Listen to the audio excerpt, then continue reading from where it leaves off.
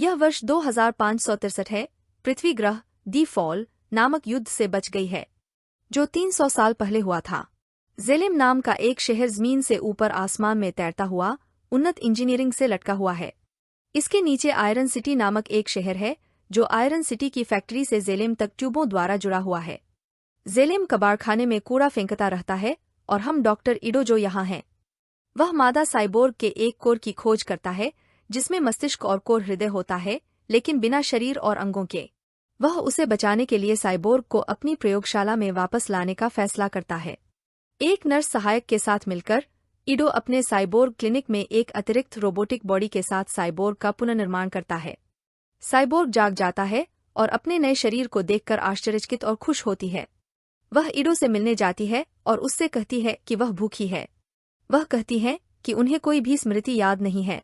इडो उसे बताता है कि उसने उसे ऐसे ही पाया था और उसका मानव मस्तिष्क केवल काम कर रहा था। इडो ने देखा कि जब उसे पहली बार नारंगी फल पसंद आया तो उसका संवेदी स्वाद भी काम कर रहा था। बाहर वह नई दुनिया देखने के लिए उत्साहित है और उसे जेलेम के बारे में पता चलता है। इडो उसे बताता है कि आयरन सिटी में हर कोई जेलेम के लिए काम करता है और कोई भी ऊपर नहीं जाता है, क्योंकि यह एक नियम है। इडो ने उसका नाम एलिटा रखा है क्योंकि वह अपना नाम नहीं जानती थी और अलीटा नया नाम पाकर बहुत खुश है। वह टीवी पर मोटरबॉल खेल भी देखती है। बाद में अलीता को एक पेपर मिला जिसमें लिखा था कि 6 महिलाओं की हत्या करने वाले हत्यारे को ढूंढने के लिए 20,000 अंकों की पुरस्कार राशि है। उसे ह्यूगो नाम के एक लड़के ने एक विशाल रोबोट से बचाया है, जो यह जानकर आश्चर्यचकित है कि वह एक साइबोर्ग है। अलीता ह्यूगो की ओर आकर्षित है और हम देख सकते हैं कि वह उसे पसंद करती है। एक रात अलीता इडो को देर से घर लौटते हुए देखती है और देखती है कि उसका हाथ घायल हो गया है। इडो एक डॉक्टर है जो शहर में साइबोर्ग की मरम्मत करता है और वह अलीता को अंधेरे के बाद बाहर नहीं जाने के लिए कहता है। अलीता इडो के हाथ की पट्टी देखती है और उसे लगता है कि वह कुछ छिपा रहा है। जब वह बाहर जाती है तो उसकी मुलाकात चिरेन नाम की महिला से होती है, जो उसे देखकर आश्चर्यचकित हो जाती है। चिरेन इडो की पार्टनर थी और इडो ने ये बॉडी अपनी सगी बेटी के लिए बनाई थी। अपनी बेटी की मृत्यु के बाद इडो और चिरेन अलग हो गए और इडो ने इस शरीर का उपयोग साइबोर्ग को बचाने के लिए किया। बाद में अलीता की मुलाकात ह्यूगो से होती है, जो उसे पड़ोस में मोटरबॉल दौड़ से परिचित कराता है। चिरेन ने इडो को अपनी टीम में शामिल होने और जेलेम में वेक्टर के शक्तिशाली कनेक्शन के साथ काम करने के लिए कहा। उनका मानना है कि वे दोनों एक साथ काम कर सकते हैं और जेलेम तक जा सकते हैं। इडो का कहना है कि वह मोटरबॉल गेम के लिए राक्षसों का निर्माण नहीं करना चाहता है। ह्यूगो ने सभी प्रतिभागियों से उसका परिचय कराया और अलीता ने मोटरबॉल खेलने का फैसला किया। खेल शुरू होता है और अलीता नीचे गिर जाती है और सभी उसका मजाक उड़ाते हैं। कुछ समय के बाद उसकी स्वाभाविक प्रतिस्पर्धी प्रवृत्ति दिखाई देने लगती है। वह मोटरबॉल गोल करके सभी को हराने में सक्षम हो जाती है। खेल के बाद ह्यूगो अलीता को एक चॉकलेट देता है जिसे वह बहुत पसंद आती है। वह उसे यह भी दिखाता है कि वह जापान की तरह एक शिकारी योद्धा बनना चाहता था, जिसके पास अपने ट्रेडमार्क हथियार के रूप में एक लंबी तलवार थी। उनका कहना है कि हंटर वॉरियर्स आयरन सिटी में अपराधियों को मारकर धन इकट्ठा करते हैं। ह्यूगो अलीता को अपनी पसंदीदा जगह पर ले जाता है और उसे बताता है कि वह जेलेम के आसमानी शहर में जाने का सपना देखता है। उसने अलीता को बताया कि वह जेलेम से आई है क्योंकि वह कबाड़खाने में पाई गई थी जहां जेलेम की सभी चीजें फेंक दी जाती हैं। अलीता को दुख है कि उसे कुछ भी याद नहीं है। बाद में रात में अलीता ने यह देखने के लिए इडो का पीछा करने का फैसला किया कि वह कहाँ जा रहा है। वह देखती है कि इडो एक लड़की का पीछा कर रहा है और उस पर अपने हथियार से हमला करने वाला है। वह इडो को रोकता है, लेकिन उसे एहसास होता है कि वह एक हंटर योद्धा है और लड़की एक हथियारी साइबोर्ग है। उन पर 2 अन्य साइबरबर्गों द्वारा हमला किया जाता है और इडो उनसे लड़ने का फैसला करता है। जब वे लड़ रहे थे तो इडो घायल हो गया और अलीता उसे बचाने के लिए कूद पड़ी और एक साइबोर्ग को मार डाला। दूसरी साइबोर्ग लड़की अलीता पर हमला करती है और हम देखते हैं कि अलीता स्वाभाविक रूप से प्राचीन मार्शल आर्ट में कुशल है। वह साइबोर्ग से लड़ती है और उसे बहुत आसानी से मार भी देती है। ग्रेविश्का नामक तीसरा साइबरबोर्ग उस पर हमला करता है और उससे लड़ते समय अलीता को स्मृति फ्लैशबैक आते हैं। वह देखती है कि वह 99 फीट कोर वाली एक योद्धा हुआ करती थी और चंद्रमा पर युद्ध लड़ रही है। वह इडो के हथियार का उपयोग करती है और ग्रेविश्का की भुजाओं को गंभीर रूप से नुकसान पहुंचाती है। ग्रेविश्का अंडरग्राउंड हो जाता है और वापस आकर अलीता का शिकार करने का वादा करता है। इनाम लेने के लिए वापस जाते समय वह ईडो को अपनी याददाश्त के बारे में बताती है। ईडो अलीता को बताता है कि उसे आयरन सिटी में अपराधियों को रोकने के लिए भुगतान मिलता है और वह एक इमारत में प्रवेश करता है। इमारत के अंदर वह साइबोर्ग जमा करता है और उनके पुरस्कार एकत्र करता है। ईडो अलीता को बताता है कि वह क्लिनिक चलाने के लिए पैसे पाने और अन्य साइबरबॉर्गों की मदद करने के लिए ऐसा करता है। अलीता ईडो से पूछती है कि वह वास्तव में किसका शरीर उपयोग कर रही है और ईडो उसे बताने का फैसला करता है। उनका कहना है कि रोबोटिक बॉडी शुरू में ईडो की दिवंगत बेटी असली अलीता के लिए बनाई गई थी क्योंकि वह व्हीलचेयर पर थी। रियल एलिटा को कभी भी इसका उपयोग करने का मौका नहीं मिला क्योंकि उसे एक साइबर लुटेरे ने मार डाला था जो ड्रग्स की तलाश में ईडो के क्लिनिक में घुस गया था। इस वजह से चिरेन ने ईडो को छोड़ दिया और बदला लेने के लिए उसने जाकर साइबर लुटेरे को मार डाला। बाद में उन्हें एहसास हुआ कि उन्हें इस दुनिया को ऐसे अपराधियों से साफ करना होगा और उन्होंने खुद को एक शिकारी योद्धा के रूप में रजिस्टर कराया। वह एलिटा को यह भी बताता है कि उसका मस्तिष्क एक सामान्य मानव मस्तिष्क है, लेकिन उसका दिल एंटी मैटर तकनीक से बना है। यह तकनीक बहुत पुरानी है और कहता है कि एलिटा कम से कम 300 साल पुरानी होनी चाहिए। आगे हम वेक्टर को देखते हैं जो आयरन सिटी मोटरबॉल प्रतियोगिता का प्रबंधन करने वाला बॉस है। उसके पास जेलेम वैज्ञानिक नोवा से अधिकार है जो जेलेम में लोगों को भेजने के लिए रहता है। हम देखते हैं कि घायल ग्रेविश्का मदद के लिए चिरेन के पास आता है और हमें पता चलता है कि वह उनके लिए काम करता है। ग्रेविश्का की मरम्मत करते समय नोवा ग्रेविश्का के माध्यम से एक संदेश भेजता है। उसका कहना है कि एलिटा ने प्राचीन युद्ध तकनीक पैंजर कुंस्ट का उपयोग करके इस साइबोर्ग को घायल कर दिया है और वह एलिटा को मरवाना चाहता है। नोवा वेक्टर के शरीर पर कब्जा कर लेता है और चिरेन से वादा करता है कि अगर वह मिशन में सफल हो जाती है तो वह जालिम वापस जा सकती है। अलीता और ह्यूगो मोटरबॉल खेल देखने जाते हैं जो काफी तेज और खतरनाक है। ह्यूगो ने उसे बताया कि हर कुछ वर्षों में मोटरबॉल विजेता चैंपियन को पुरस्कार के रूप में जेलेम भेजा जाता है। वेक्टर और चिरेन एक मोटरबॉल खिलाड़ी को देखते हैं जिसके पास चेन के आकार के कटर हैं और वे इसे लेने का फैसला करते हैं। बाद में उसी खिलाड़ी पर एक गिरोह द्वारा हमला किया जाता है। उसका अपहरण कर लिया जाता है और वेक्टर के पास ले जाया जाता है। उन्होंने उसकी चेन हथियार काट दी और पैसे के लिए वेक्टर को दे दी। हम देखते हैं कि ह्यूगो और उसके दोस्त साइबोर्ग पर हमला करते हैं। ग्रेविश्का को ठीक करने और अपग्रेड करने के लिए उनके शरीर के अंगों को चुरा लेते हैं।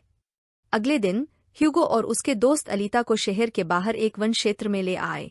यहाँ उन्हें फॉल युग का एक पुराना परित्यक्त अंतरिक्ष यान मिला जिसमें उर्म तकनीक है। अलीता ने पानी के नीचे के दरवाजे से अंतरिक्ष यान में जाने का फैसला किया।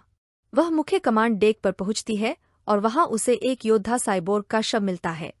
वह शव को वापस ईडो के पास लाती है और उससे उसे शरीर में स्थापित करने के लिए कहती है। ईडो ने उसे मना कर दिया और कहा कि उसके पास योद्धा बने बिना जीवन में दूसरा मौका है। अलीता का कहना है कि वह इससे जुड़ाव महसूस करती है और इस शरीर का इस्तेमाल ग्रेविश्का के खिलाफ करेगी। ईडो का कहना है कि यह शव एक बरसरकर का है जो हत्या करने में विशेषज्ञ प्रशिक्षित साइबरबोर्ग हैं और कहते हैं कि वह ऐसा कभी नहीं होने देंगे। अलीता निराश होकर वहां से चली जाती है। वह जाती है और खुद को एक हंटर योद्धा के रूप में रजिस्टर करती है और अन्य हंटर योद्धाओं से मिलने के लिए कैंसस बार जाती है। अलीता उनसे ग्रेविश्का को मारने में मदद करने के लिए कहती है। उन्होंने मदद करने से इनकार कर दिया क्योंकि ग्रेविश्का वांटेड सूची में नहीं है और उसे मारने के लिए पैसे नहीं हैं।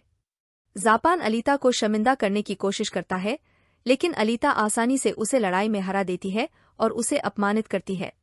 अलीता अन्य सभी हंटर योद्धाओं को चुनौती देती है कि या तो वे उसके साथ जुड़े या लड़े। बार में एक बड़ी लड़ाई शुरू हो जाती है और लड़ाई को रोकने के लिए ईडो समय पर आता है। अचानक हम ग्रेविश्का को बार में आते हुए देखते हैं और उसके हथियारों को चेन कटर से अपग्रेड किया जाता है। ग्रेविश्का ने एलिटा को दोबारा मैच के लिए चुनौती दी और जमीन में एक छेद कर दिया। वह अलीता को वहां लड़ने के लिए बुलाता है और वे अंडरग्राउंड लड़ना शुरू कर देते हैं। अपने मार्शल आर्ट कौशल के बावजूद अलीता का शरीर ग्रेविश्का की ब्लेड वाली उंगलियों से कट गया है।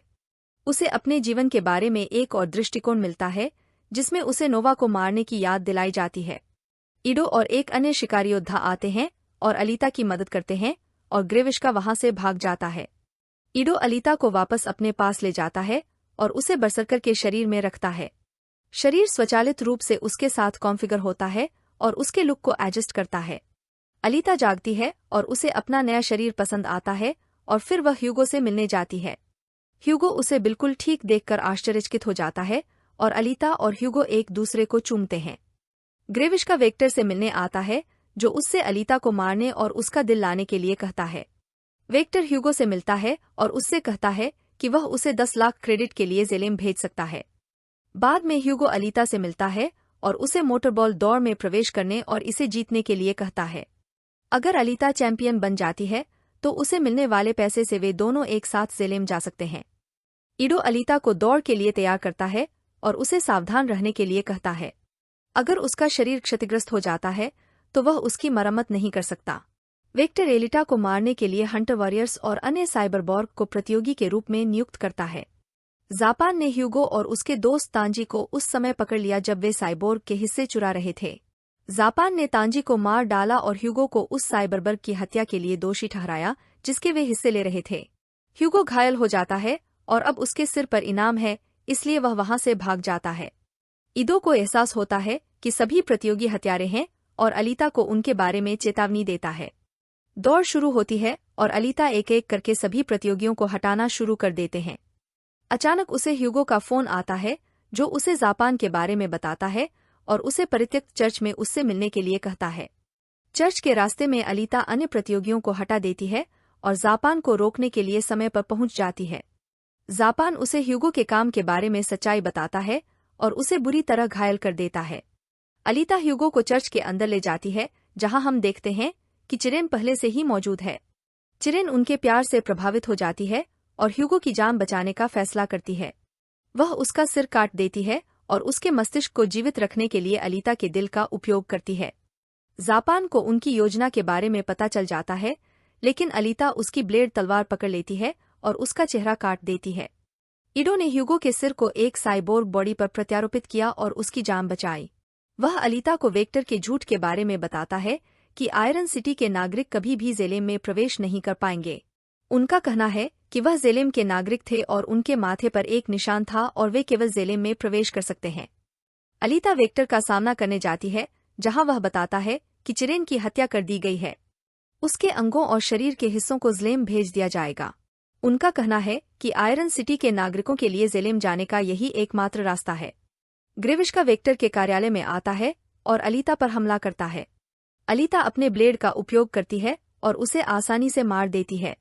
नोवा वेक्टर पर अधिकार कर लेता है और अलीता से कहता है कि वह उसके सभी परिजनों का शिकार करेगा। अलीता क्रोधित हो जाती है और वेक्टर को मार देती है। नोवा से ह्यूगो से बदला लेने का वादा करती है। ईडो अलीता को फोन करता है और बताता है कि ह्यूगो क्लिनिक से भाग गया है। ह्यूगो अपने नए शरीर के साथ जेलेम की ओर फैक्ट्री ट्यूब पर चढ़ने का प्रयास कर रहा है।